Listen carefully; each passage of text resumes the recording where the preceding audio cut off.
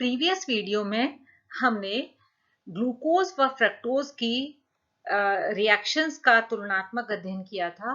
उस समय हमने एल्डिहाइडिक ग्रुप या कीटोनिक ग्रुप की रिएक्शंस को लिया था। आज हम लेंगे रिएक्शंस ऑफ एल्कोहलिक ग्रुप और कुछ अन्य रिएक्शंस भी लेंगे। तो सबसे पहले हम ले रहे हैं रिएक्शंस ऑफ एल्कोहलिक ग्रुप।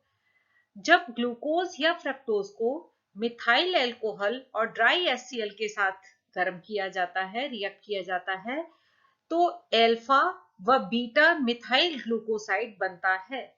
और यदि फ्रक्टोज होता है तो अल्फा व बीटा मिथाइल फ्रक्टोसाइड बनता है।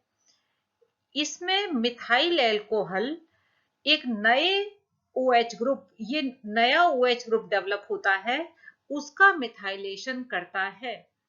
इसके लिए हम क्या करते हैं, सिंपल तरीका यह है कि C6H12O6 में से एक O और एक H निकाल लेते हैं, उसको अलग लिख लेते हैं और उसमें से H हटाकर मिथाइल ग्रुप लगा देते हैं।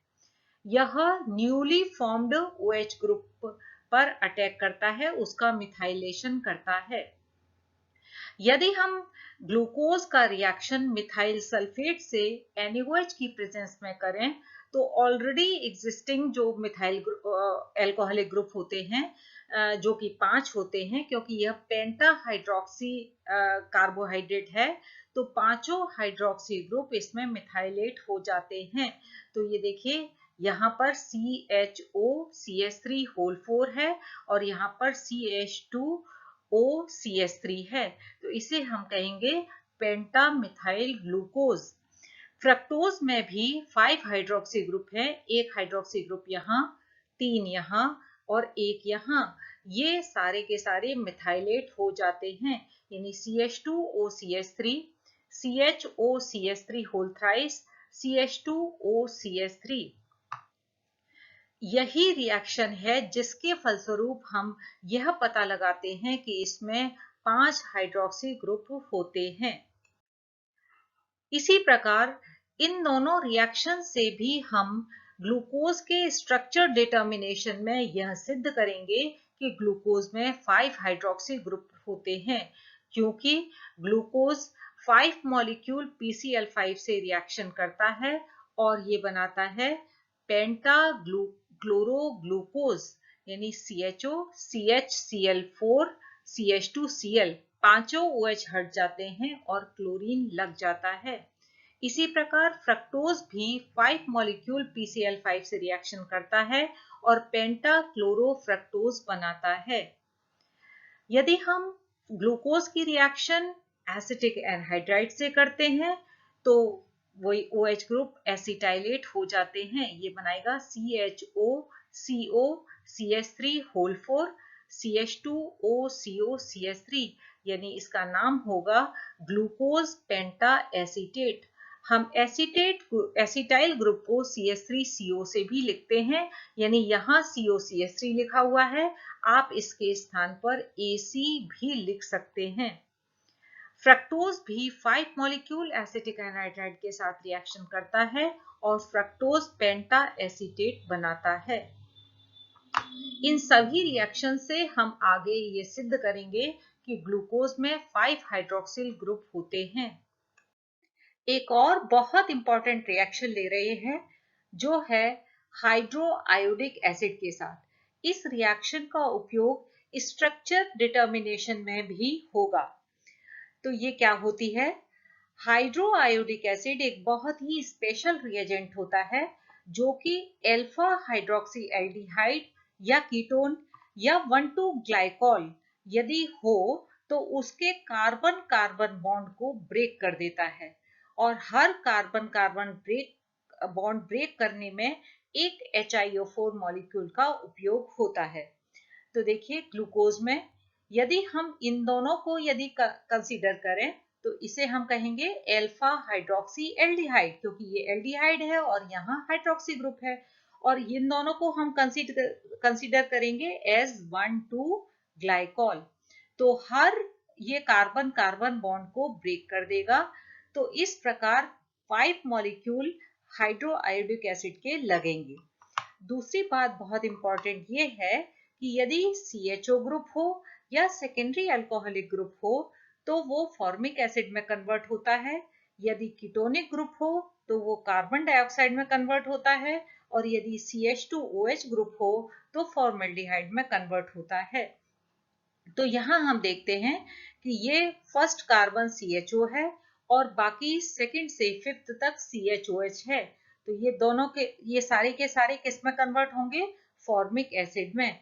और ये सिक्स्थ कार्बन CH2OH है, अतः यह कन्वर्ट होगा फॉर्मेल्डिहाइड में। यानी हमने यहाँ पर इसलिए ये लिखा है 1 to 5, यानी 1 to 5 carbon atom formic acid में कन्वर्ट हुए हैं, जबकि सिक्स्थ कार्बन फॉर्मेल्डिहाइड में कन्वर्ट हुआ है। यदि हम फ्रक्टोज को देखें तो 1 and 6 कार्बन CH2OH है, अतः यह फॉर्मेल्डिहाइड में कन्वर्ट होगा। सेकेंड कार्बन कीटोनिक ग्रुप के रूप में है, अतः यह कार्बन डाइऑक्साइड के रूप में कन्वर्ट होगा।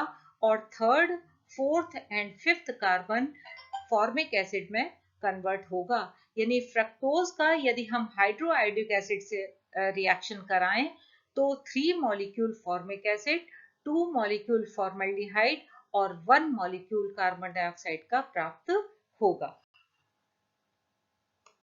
अब हम लेंगे रिएक्शन विद HCl।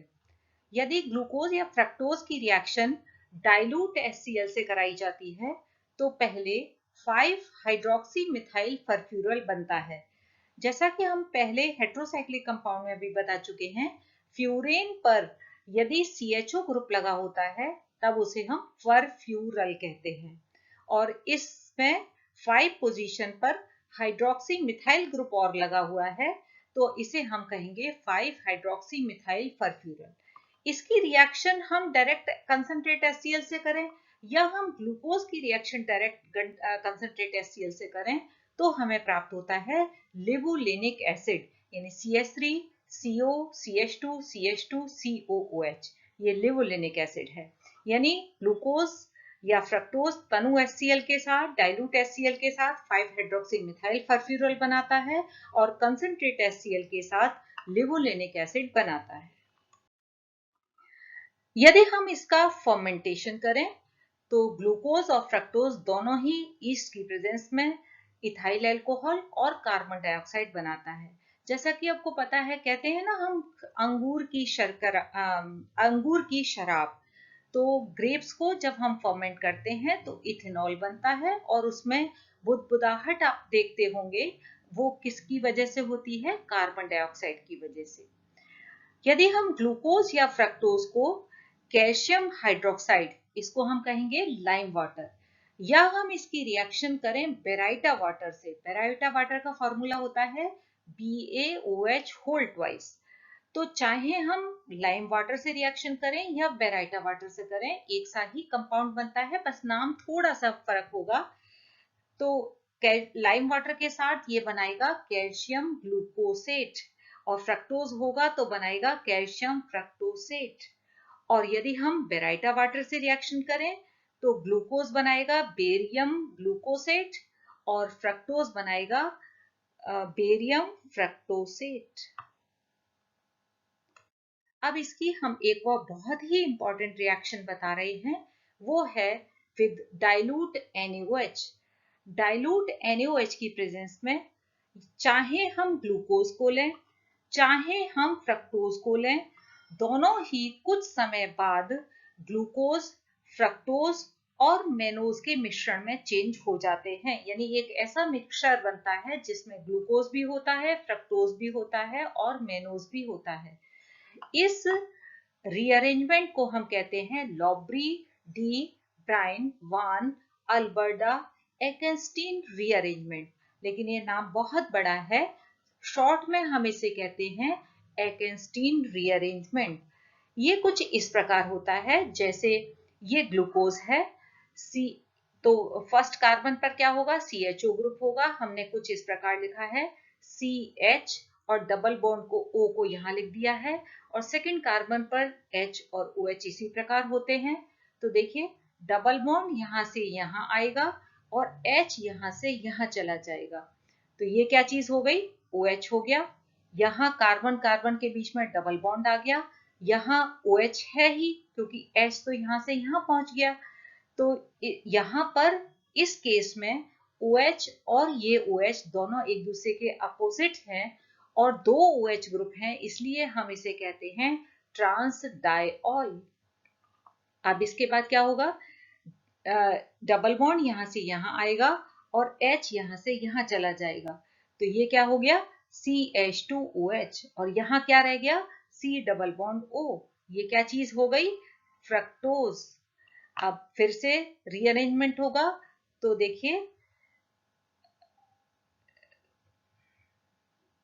देखिए डबल बॉन्ड यहाँ से यहाँ आया, H यहाँ से यहाँ आया, तो ये हो जाएगा CHOH और ये क्या रह गया CHO, यानी ये कन्वर्ट हो गया मेनोज में। तो चाहे हम ग्लूकोज लें, चाहे हम फ्रक्टोज लें या मेनोज लें, यदि उसमें हम डाइल्यूट NaOH डाल देते हैं तो कुछ समय पश्चात ग्लूकोज, फ्रक्टोज व मेनोज का मिश्रण प्राप्त होता है। तो नेक्स्ट ई लेक्चर में हम आपको बताएंगे कॉन्स्टिट्यूशन ऑफ ग्लूकोज, यानी ग्लूकोज का संगठन।